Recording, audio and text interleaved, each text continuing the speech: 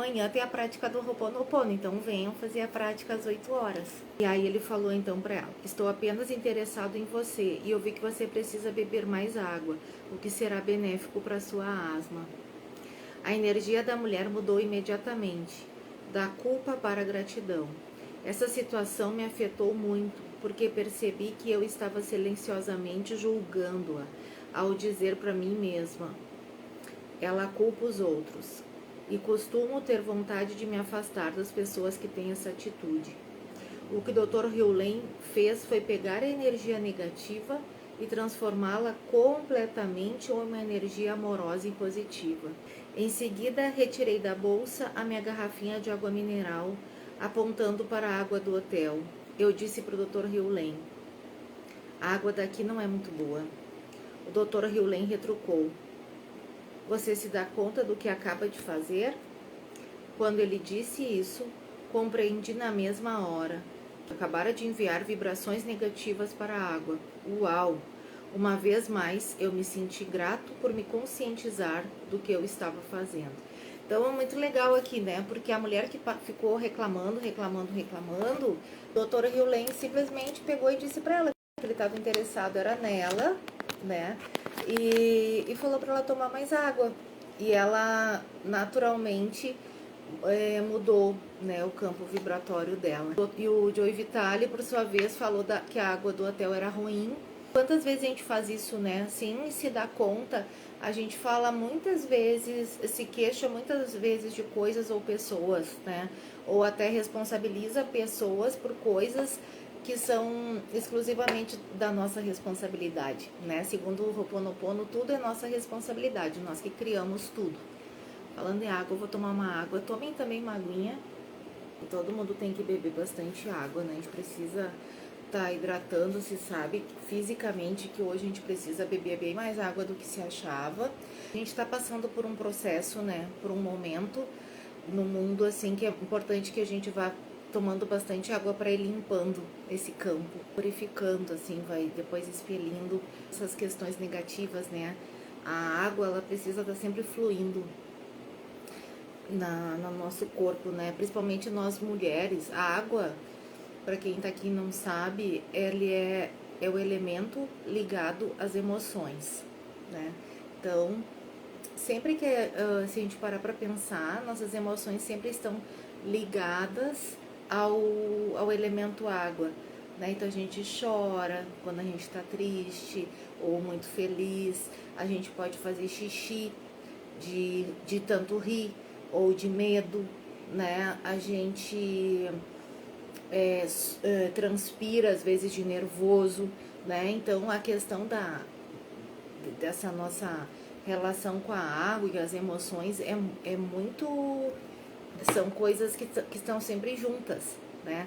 Até se a gente sempre observa, né, uma criança que costuma fazer muito xixi na cama e já não é mais um bebê, normalmente tem alguma questão emocional que ela tá lidando ali, que ela não tá conseguindo elaborar e por isso ela tá fazendo xixi na cama, né? Então, quando ela dorme, ela libera aquela emoção, aquelas sensações, aqueles sentimentos, aquelas situações que ela não está conseguindo elaborar quando ela está acordada, né? Então é muito interessante isso.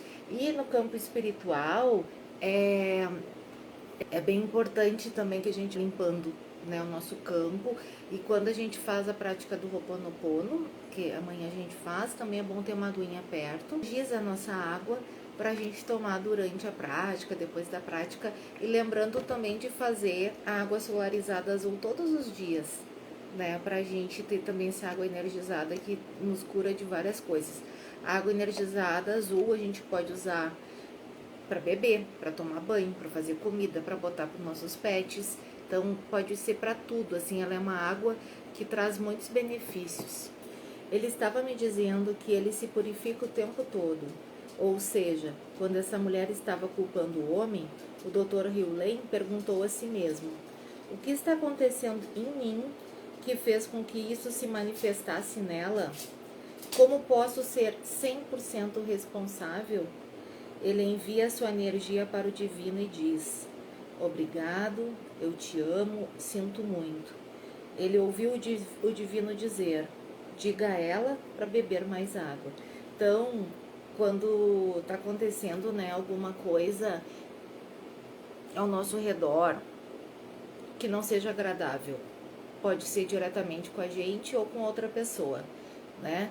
A gente que está causando aquela situação. Então a gente vai limpando aquela situação, né? Então a gente vai dizendo: sinto muito, me perdoe, eu te amo, sou grato por estar vivenciando aquela situação, né? E ele então perguntou ao divino o que ele podia fazer por ela, ou o que está acontecendo em mim que fez com que isso se manifestasse nela. Como eu posso ser 100% responsável? E ele envia a sua energia para o divino e diz. E daí ele disse as frases, né? E eu ouvi o diga a ela para beber mais água. Ele também me disse: eu sei como fazer a limpeza para que ela obtenha o que precisa e eu recebo o que eu preciso. Ele fala com Deus e Deus fala com eles. Quando eu estiver purificada, verei todas as pessoas como Deus as vê.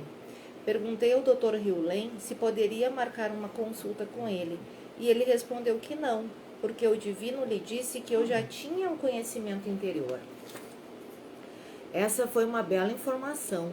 No todo, a mensagem que recebi esta noite foi a seguinte: presenciei como o Dr. Hewlett transformou a energia da mulher, mudando-a de um estado queixoso para um de gratidão.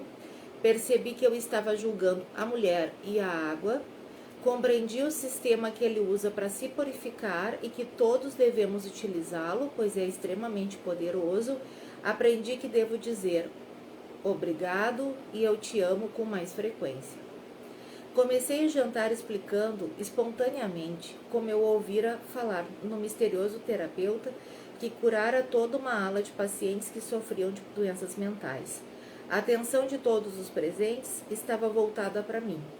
Incentivei as pessoas a fazer perguntas, enquanto o Dr. Hewlett e eu proferíamos um discurso público, à semelhança do que Sócrates e Platão poderiam ter feito, só que eu me sentia mais como uma massa de modelar do que como Platão.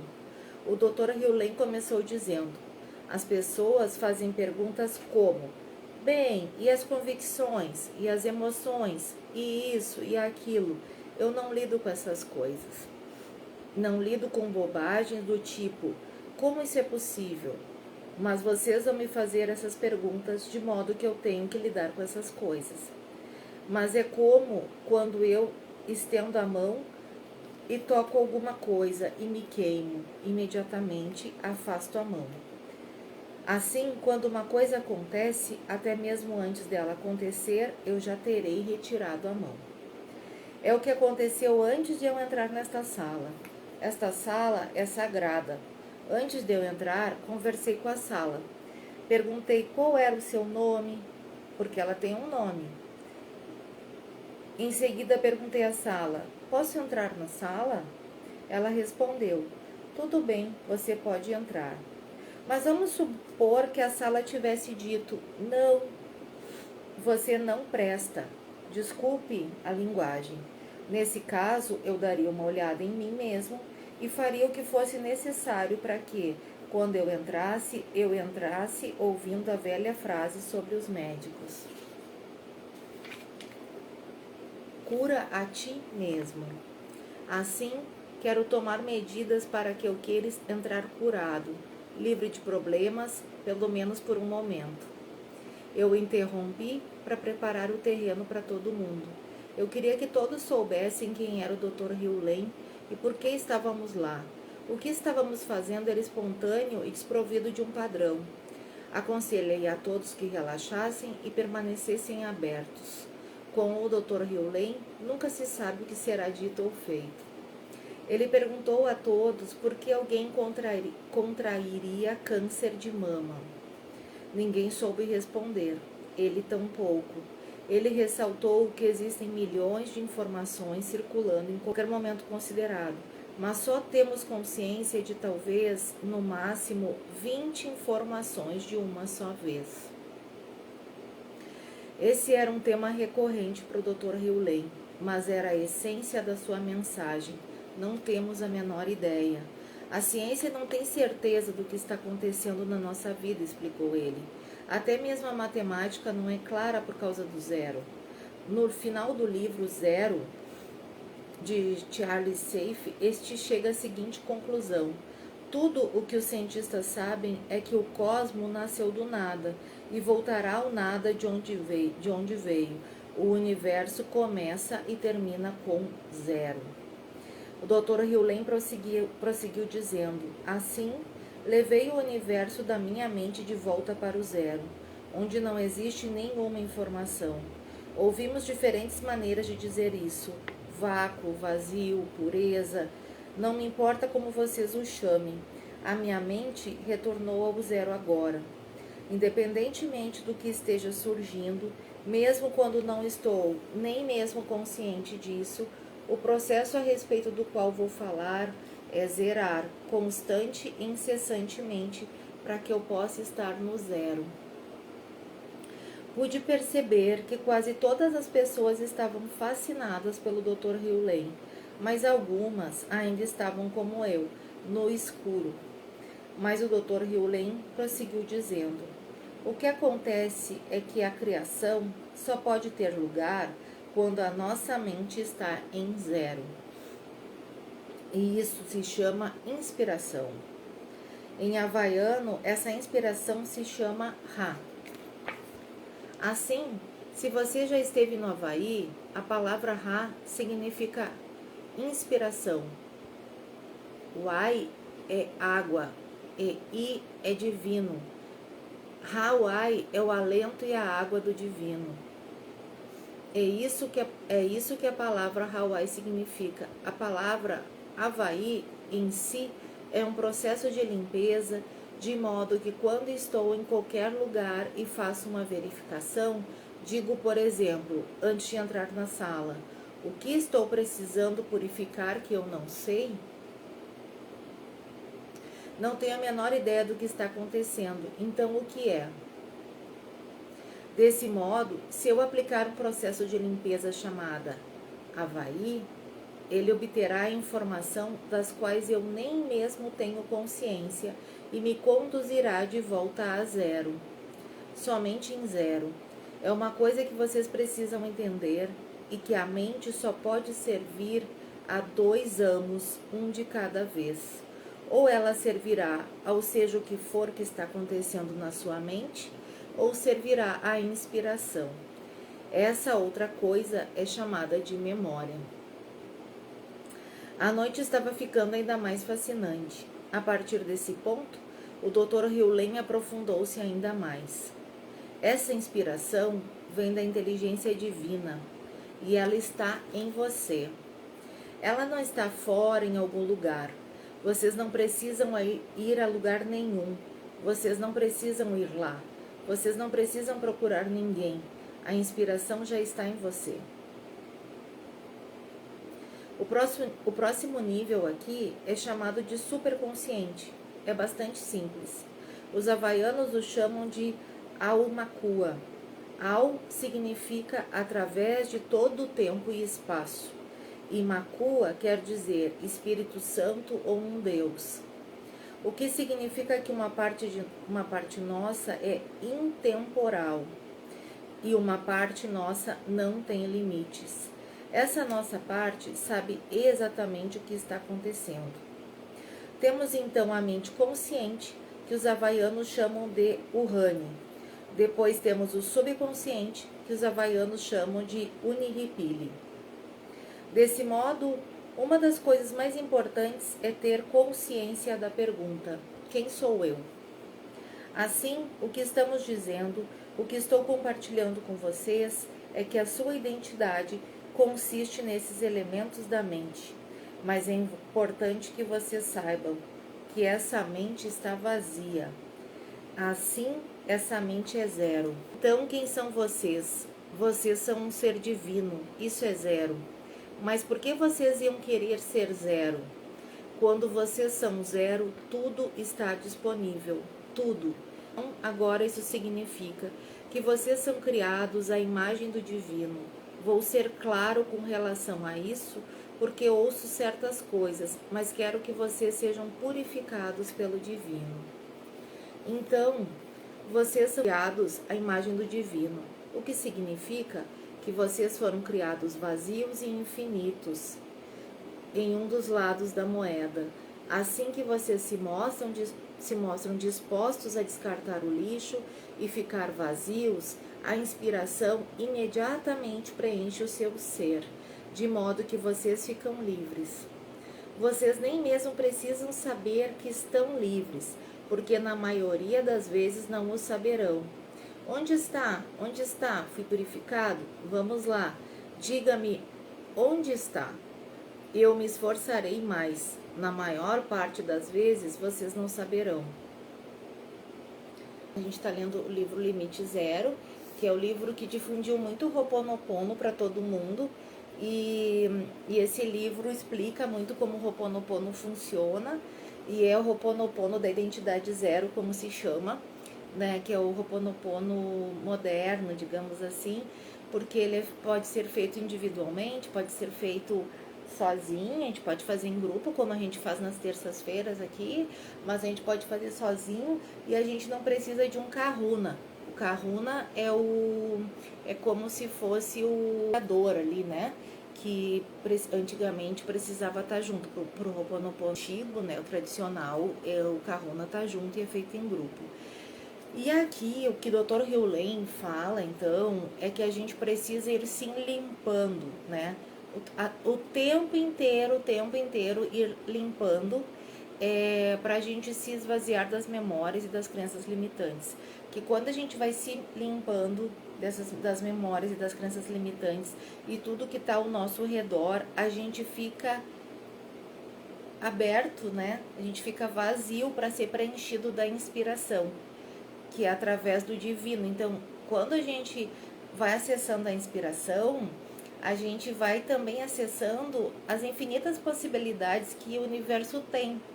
Quando a gente está preso nas nossas memórias limitantes, padrões de comportamento da nossa família, coisas que a gente ouviu quando era criança, coisas que nos falaram, que a gente acreditou, que, né, a gente cria limites na nossa vida. Limites em todos os sentidos, né? Limites com os amigos. Tem várias pessoas que às vezes não conseguem se relacionar bem com outras pessoas, né? Quase não têm amigos, porque ouviu, ou a família dizia que não dá para confiar em ninguém, que ninguém é teu amigo, que não sei o que as pessoas são interesseiras. Então tu acaba acreditando nisso, né?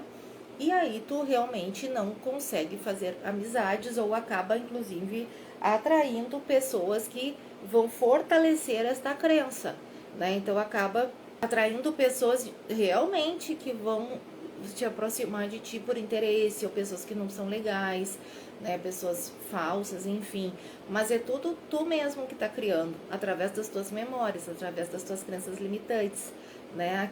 Às vezes, pessoas que sempre se envolvem em relacionamentos tóxicos, né? Sem que as pessoas, fulana tem o dedo podre, não, sabe, aquelas coisas assim, nossa, fulano tem um azar, só se envolve com homens abusivos, ou o fulaninho lá só tem namoradas ou mulheres que são, sei lá, agressivas ou extremamente ciumentas, sei lá o que, né? Isso são memórias limitantes que a gente tem. Então, a gente vai atraindo essas situações que nos colocam nesse lugar, né? Ou crenças que acreditam, não, eu posso ir até ali, né? Aquela coisa assim que a gente ouve muito, né? Que a gente, quando assiste novela, tem muito isso, assim, que o pobre é bonzinho, que é honesto, que é uma pessoa bacana, e o rico não, né? O rico sempre quer tirar vantagem do outro, tem um caráter duvidoso, é uma pessoa snob, é preconceituosa, sei lá, fez um monte de falcatrua para enriquecer.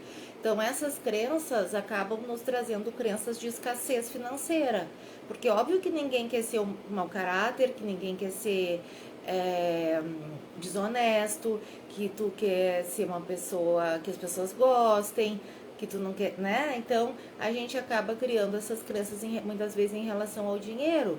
Às vezes até algumas interpretações da Bíblia trazem isso, Mas eu sempre lembro daquela frase que dizia: é mais fácil um camelo passar pelo buraco de uma agulha ou da fechadura, agora não lembro, do que um rico entrar no reino dos céus, né? E como muitas coisas na Bíblia são situações de interpretação, né? Só que daí a pessoa lê um trecho específico, tira do contexto e acha que é isso, né? Ai, não, então eu tenho que ser pobre para ir pro céu, né? Eu tenho que ser pobre para Deus gostar de mim. Que não é verdade, né? Deus quer o nosso bem, quer que a gente se alimente bem, que more com conforto, que possa dar estudo para os nossos filhos, que a gente possa cuidar bem dos pets, né? Que a gente possa ter saúde. Então não tem como a gente viver bem sem dinheiro, né?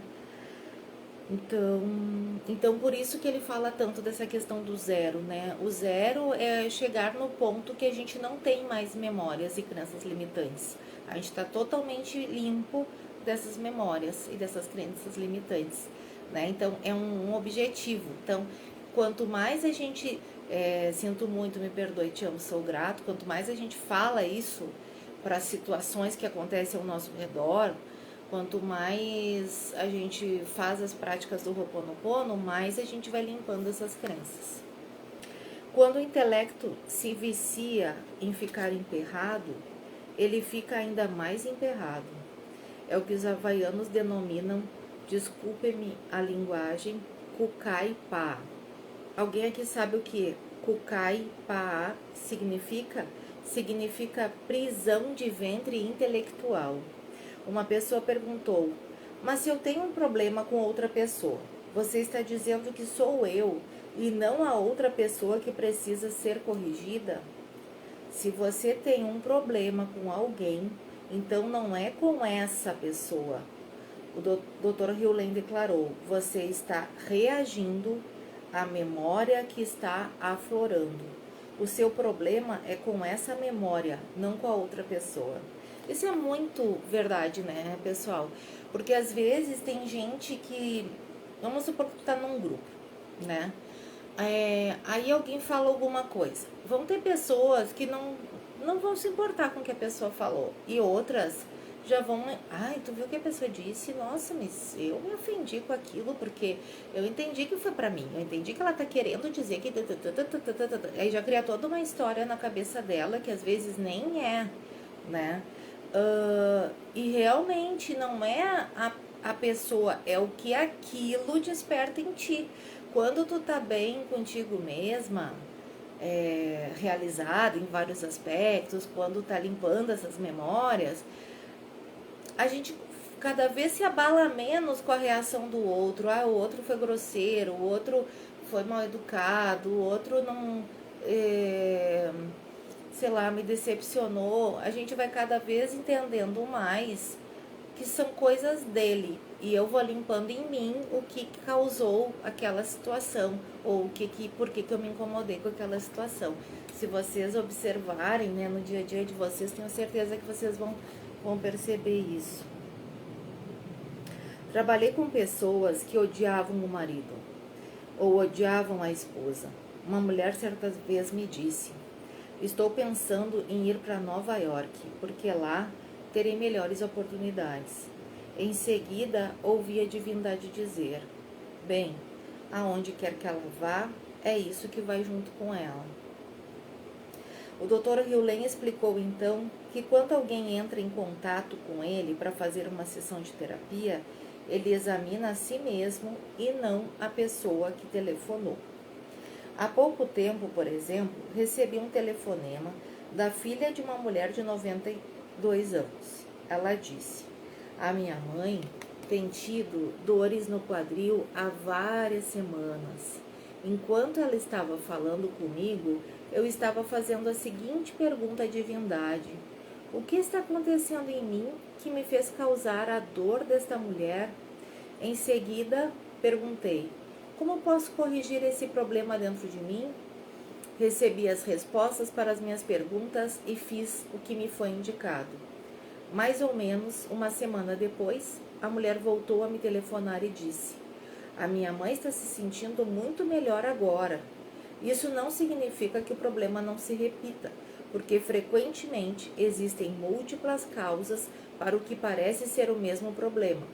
mas eu continuo a trabalhar em mim, não nela. Outra pessoa indagou a respeito da guerra no exterior. O homem queria saber se era responsável por ela. Mais exatamente, desejava saber o que o Dr. Hewlett estava fazendo a respeito. Eu me considero responsável, declarou o Dr. Hewlett, sem titubear.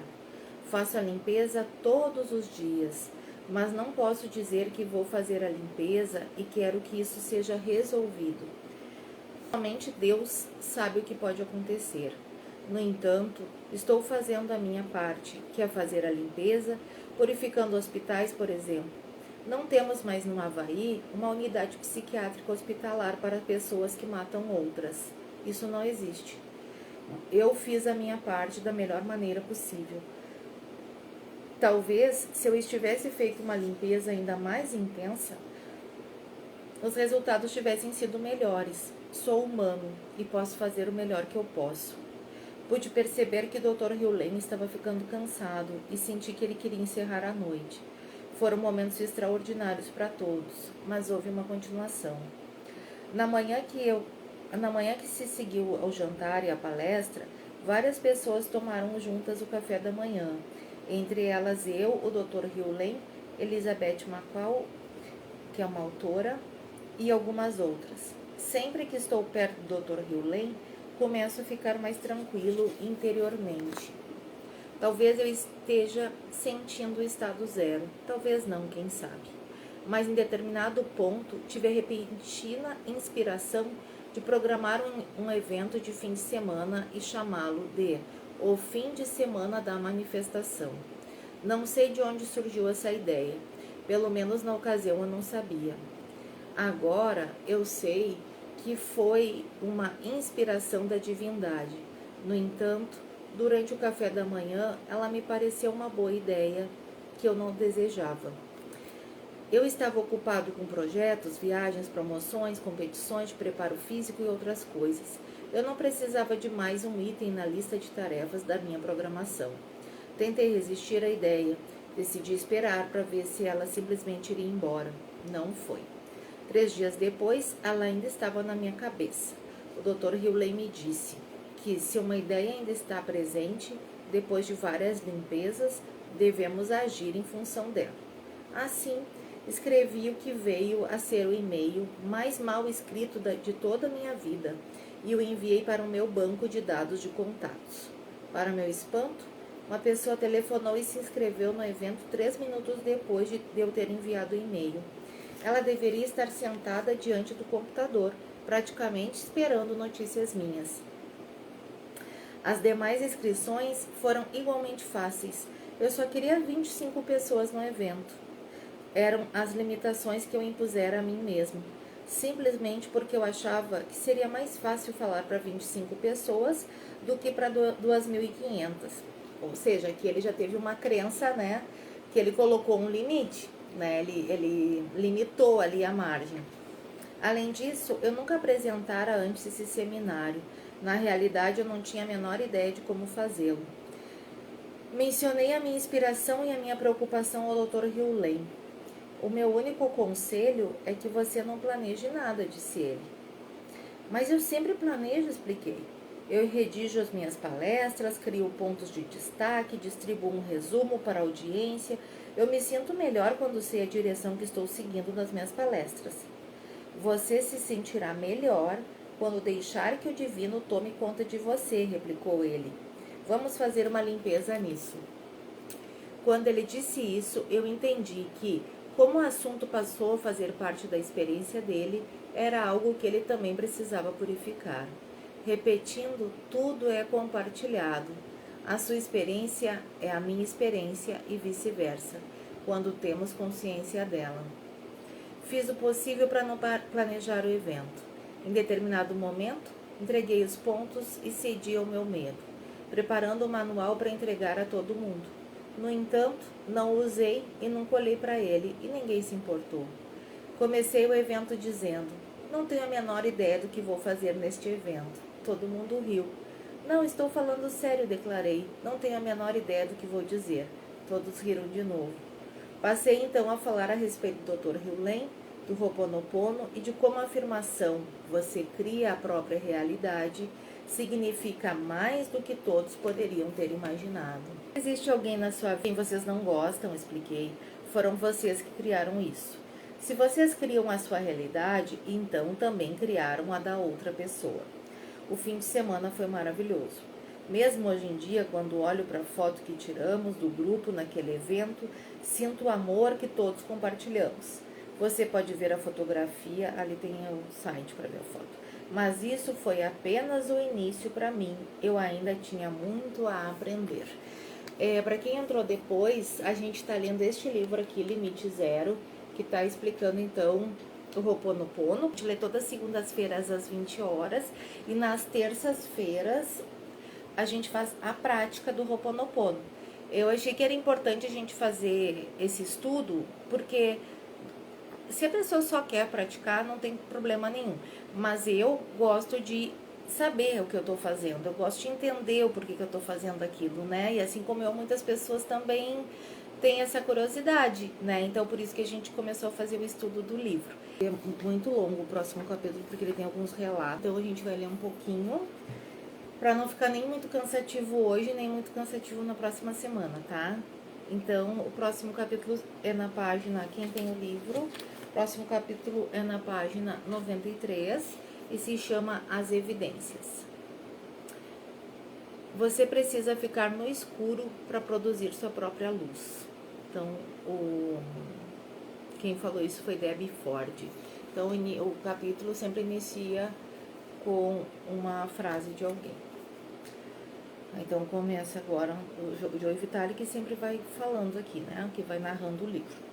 Muitas pessoas passaram por uma grande transformação depois do jantar e do fim de semana da manifestação. Neste capítulo, você poderá ler as histórias delas para ter uma ideia do poder do processo do Ho'oponopono. Eis um relato de Louise Green. Caro Joey, quero agradecer-lhe mais uma vez por ter organizado a noite com o Dr. Hugh Lane. Sou grato também a Suzanne por ter cuidado dos detalhes, inclusive por ela ter encomendado um jantar vegetariano para mim. Gostei muito de ter me sentado com vocês e Nerissa e de ter conhecido vocês e as outras pessoas maravilhosas que estavam na mesa. Eu me senti privilegiado por ter um lugar na primeira fila para ouvir o Dr. Hugh Lane, bem como pela boa vontade e generosidade dele ao me orientar em resposta às minhas perguntas. As 2 semanas que se seguiram aquela noite me trouxeram muitas experiências incríveis, as quais passo a descrever para você com prazer. Uma das coisas que precisei lembrar a mim mesmo é que o Dr. Hugh Lane buscou a purificação com o divino para me ajudar, de modo que, embora eu tentasse aplicar o Ho'oponopono com a maior frequência, eu conseguia me lembrar o que acabou sendo esporadicamente. Ainda assim, eu estava sendo beneficiado pelas preces dele. Recebi o pedido para participar das histórias do Dr. Hugh Lane logo depois de ouvir a gravação. A primeira experiência que vou mencionar é o e-mail que recebi de Suzanne, solicitando histórias e reações com relação à noite com o Dr. Hugh Lane. Curiosamente, comprei o Life's Missing e fiz o download da gravação em MP3, sua com o Dr. Hugh Lane. Eu tinha literalmente acabado de ouvir a gravação mais uma vez quando encontrei o e-mail de Suzanne na minha caixa de entrada. A minha ação judicial teve repercussão nacional sem nenhuma publicidade. A segunda experiência é absolutamente incrível. Eu precisava dar entrada em uma ação judicial antes de partir para Austin, no dia 23 de fevereiro.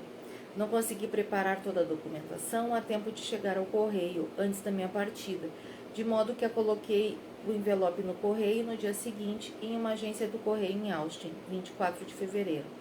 Inexplicavelmente, a documentação ficou perdida no correio e só chegou ao seu destino na segunda-feira, 6 de março, quando então o processo foi protocolado. Faço parte de um listserv para advogados especializados em direito do consumidor de todo o país. Na última sexta-feira, uma advogada de Connecticut incluiu um breve resumo de um caso que foi protocolado, aí aqui ela fala o nome da cidade, em Oklahoma, e perguntou se alguns dos meus colegas em Tulsa tinham dado entrada nele. Eu quase caí para trás. Era o meu caso. Mandei um e-mail e também telefonei para o escritório dela para saber como ela descobriu o processo. Depois, passei a hora seguinte tentando encontrar alguma coisa no Google, mas não tive sorte. Ela respondeu ao meu e-mail e disse que assina um serviço online chamado Courthouse News Services, que tem correspondentes e provavelmente informantes que acompanhavam os processos, bem como as opiniões em todo o país, e informam as ocorrências importantes, significativas ou simplesmente curiosas. A sinapse de um parágrafo apareceu na primeira página do site, na coluna da direita. Eu não enviara nenhuma publicidade sobre o caso. Ironicamente, o pai do cliente estivera no meu escritório mais cedo naquele dia e precisei tranquilizá-lo, afirmando, no fundo do coração, que temos grandes chances de ganhar a ação. Acho absolutamente incrível que entre milhares de casos protocolados todos os dias, o meu tinha sido noticiado. Um jantar que organizei no último minuto teve uma taxa de comparecimento recorde. Faço parte do conselho diretor do nosso grupo vegetariano local e as nossas reuniões mensais ocorrem geralmente no segundo sábado do mês. Quando conversei com o presidente a respeito de um lugar para a reunião de março, constatei que nenhuma providência havia sido tomada. Ofereci-me para cuidar de tudo.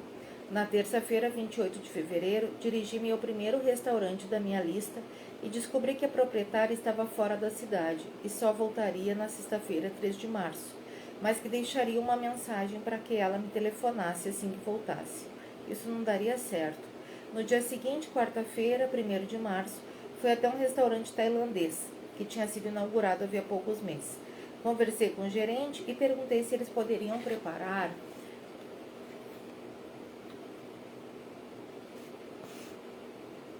um buffet vegetariano. Eu lhe disse que, baseado na minha experiência, eu garantia que 20 pessoas participariam do jantar e que um comparecimento realmente bom seria um pouco acima de 30 pessoas. Ele respondeu que poderiam preparar o jantar, mas que iriam querer um depósito de $100 para garantir que não teriam prejuízo se comprassem muita comida adicional e ninguém aparecesse. Escolhi o cardápio, o preço que ele ofereceu foi excelente. Sushi vegetariano, sopa, 4 pratos principais, sobremesa e chá por $8 por pessoa. Ele disse que iria consultar o proprietário, eu teria que providenciar o cheque de depósito. No dia 2 de março, pudemos confirmar o jantar. Escrevi uma breve mensagem que a presidente poderia colocar no nosso boletim informativo na internet e enviei por e-mail para ela. O jantar seria sábado 11 de março e pedi que reservassem, confirmassem, até quinta 9 de março às 5 horas da tarde. Habitualmente, o presidente envia o nosso boletim informativo alguns dias antes ou depois do primeiro dia do mês. Quase todas as pessoas recebem o boletim por e-mail e algumas pelo correio. Também o afixamos nas lojas de produtos naturais e bibliotecas da comunidade. Dessa vez, a presidente não teve tempo de enviar o boletim, de modo que basicamente enviou no sábado, 5 de março. O e-mail que eu mandara para ela com aviso sobre o jantar em lugar do boletim, a informação pelo correio normal seguiu na segunda e não foram colocados cartazes nas lojas e nas bibliotecas. Eu estava começando a achar que teríamos sorte se 20 pessoas confirmassem a presença no jantar. Na segunda-feira, os confirmados começaram a chegar aos poucos. Apenas algumas pessoas responderam. Outros chegaram na terça, de modo que achei que conseguiríamos no mínimo 13 pessoas, que tínhamos garantido com o depósito. No entanto, a partir da quarta-feira, as confirmações começaram a chegar como nunca acontecera antes.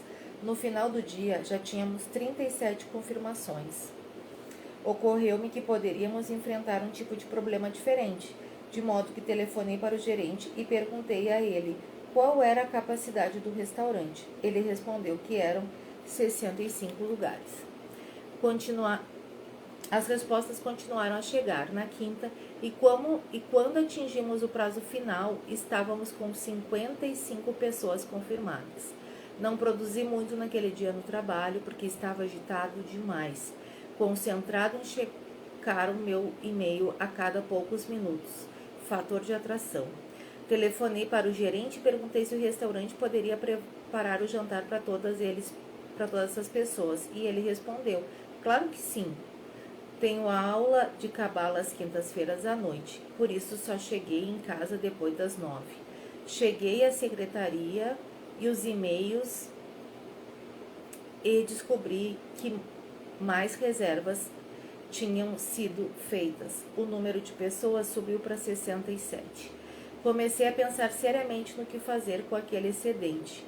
Tive então a ideia brilhante de verificar se eu poderia conseguir que as últimas pessoas que responderam chegassem um pouco mais tarde ao local.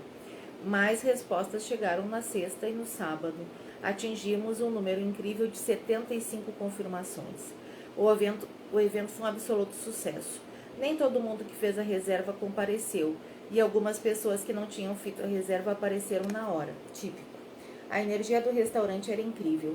E logo todos os lugares estavam ocupados. Este fato causou ótima impressão em várias pessoas, para quem o buffet tailandês tinha sido seu primeiro evento. Alguns dos membros mais antigos, que tinham sido sócios fundadores havia mais de 10 anos, disseram que essa tinha sido a maior taxa de comparecimento de um evento dos vegetarianos de Oklahoma. O impressionante foi que a quantidade de lugares funcionou perfeitamente. Algumas pessoas que se dirigiram ao local para uma refeição normal tiveram que procurar outra coisa para fazer naquela noite de sábado. O tempo todo houve lugares disponíveis para aqueles que chegaram mais tarde. O pessoal do restaurante ficou compreensivelmente satisfeito porque nunca havia recebido um grupo tão grande. Então vamos parar por aqui. A gente vai parar aqui que a gente vai continuar aqui num outro caso, que é sobre o milagres no aluguel de carros, tá? Então a gente vai parar aqui na página 97 e continuamos na próxima segunda a leitura, que também esse capítulo é cheio de casos que as pessoas vão contar, então por isso ele é um pouco mais longo. E fica o convite para amanhã todos estarem aqui juntos para a gente fazer a prática do Ho'oponopono às 20 horas.